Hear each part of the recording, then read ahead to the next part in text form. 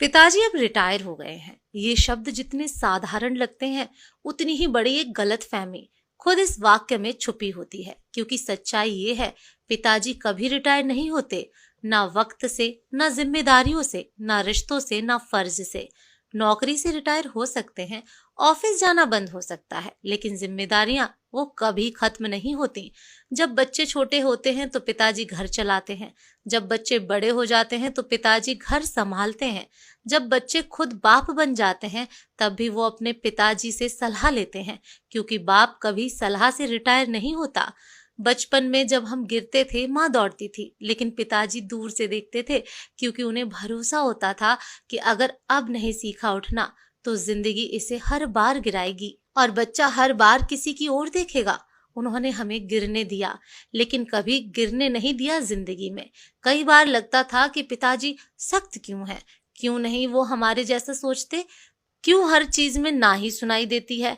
लेकिन आज जब खुद जिम्मेदारियां उठानी पड़ती हैं, ईएमआई भरनी होती हैं, बिल देखना होता है, बच्चों के स्कूल की फीस से लेकर बूढ़े माँ बाप की दवाइयों तक का हिसाब रखना होता है, तब समझ आता है पिता की सख्ती दरअसल एक कवच होती है जो वो अपने बच्चों के भविष्य पर चढ़ा देता है।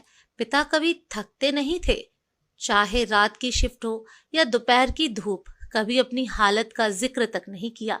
बेटा खांसी से परेशान हो तो पूरा घर सिर पर उठा लेते थे, लेकिन खुद बुखार में भी काम पर जाते थे।